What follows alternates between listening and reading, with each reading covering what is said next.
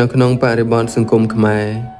តើនៅក្នុងមួយឆាកជីវិតអាចរៀបការបានប៉ុន្មានដងការរៀបការមិនមែនជាការលេងសើចឡើយចំពោះឆាកជីវិតរបស់មនុស្សយើងម្នាក់ៗជាពិសេសគឺស្ត្រីតែម្ដងព្រោះថាការរៀបការជាព្រឹត្តិការណ៍ដ៏សំខាន់បំផុតមួយនៅក្នុងជីវិតស្ត្រីជីវិតរបស់មនុស្សគ្មានអាទិទេពណាឡើយជាអ្នកកំណត់ក្រៅតែអំពីការគិតការសម្រេចចិត្តនិងការធ្វើសកម្មភាពរបស់ខ្លួនឯងហើយដំណាក់កាលជីវិតក៏មិនមានច្រើនដែរដើម្បីឲ្យយើងសម្រេចចិត្តជាការពិតណាស់មុននឹងយើងសម្រេចចិត្តរៀបការយើងត្រូវត្រិះរិះពិចារណាឲ្យមែនទែនព្រោះថាការសម្រេចចិត្តនាពេលបច្ចុប្បន្ននេះវានឹងកំណត់ដំណើរជីវិតរបស់យើងទាំងស្រុងនៅពេលអនាគតទន្ទឹមនឹងនេះយើងគួររៀនដាក់សំណួរមួយចំនួនដើម្បីសួរខ្លួនឯងជារឿយៗផងដែរថាតើយើងមានការងារមួយពិតប្រាកដដើម្បីរកចំណូលផ្គត់ផ្គង់គ្រួសារហើយឬនៅតើគ្រួសារមិត្តភ័ក្តិនិងបងប្អូនទាំងសងខាងពេញចិត្តយើងដែរឬទេតើយើងមានផែនការគ្រួសាររយៈពេលខ្លីនិងរយៈពេលវែងច្បាស់លាស់ហើយឬនៅតើយើងអាចផ្ដល់សុភមង្គលដល់ដៃគូជីវិតរបស់យើងបានដល់កម្រិតណាតើយើងត្រូវធ្វើដូចម្តេចខ្លះនៅពេលដែលជួបបញ្ហាលុយកាក់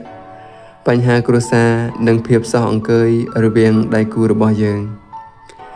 មែនទែនទៅកាលបើយើងគិតអំពីសំណួរទាំងអស់នេះជាញឹកញយនោះយើងប្រកាសជាសម្រេចចិត្តបានល្អនៅក្នុងរឿងមួយនេះការចំណាយពេលសិក្សាពីចិត្តគំនិតអត្តចរិតចំណង់ចំណូលចិត្តនិងសេចក្តីត្រូវការផ្ទាល់ខ្លួនរបស់មនុស្សដែលខ្លួនស្រឡាញ់វាពិតជាមានសារៈសំខាន់ណាស់ចំពោះគូសង្សារដែលមានបំណងយកគ្នាជាគូអនាគតព្រោះថាកំឡុងពេលតាក់ទងគ្នាក្នុងនាមជាគូសង្សារពួកគេភាគច្រើនចូលចិត្តបង្ហាញចំណុចល្អចំណុចខ្លាំងនិងសក្តានុពលរបស់ខ្លួនតែព្យាយាមលាក់បាំងចំណុចអវិជ្ជមានរៀងៗខ្លួនប៉ុន្តែក្រដាសមិនអាចខ្ចប់ភ្លើងបានឡើយ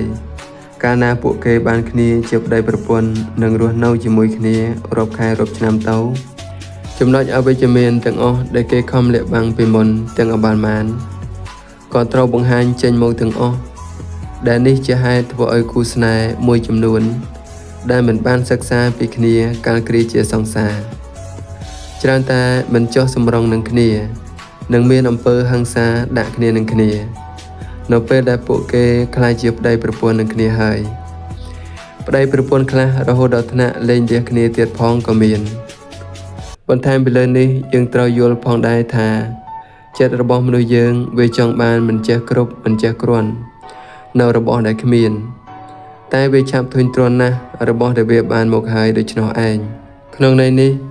ការស្រឡាញ់គ្នាក្នុងលក្ខណៈគ្រួសារមានភាពសោះអង្គើយនិងការធុញទ្រាន់គ្នាច្រើនឥតគណនា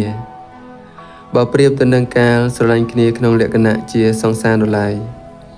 ហេតុនេះហើយទាមទារឲ្យដៃគូម្នាក់ៗចេះអត់ធ្មត់និងប្រើអំណាចនៃក្តីស្រឡាញ់មកទប់ទល់នឹងបញ្ហាមួយនេះទុកជាមុននៅក្នុងដំណើរ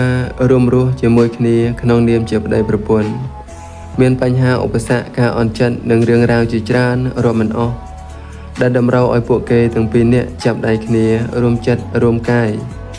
និងតស៊ូអត់ធ្មត់គ្រប់បែបយ៉ាងដើម្បីសម្រេចនូវគោលបំណងដ៏ធំបំផុតមួយគឺសុភមង្គលក្នុងគ្រួសារនេះឯង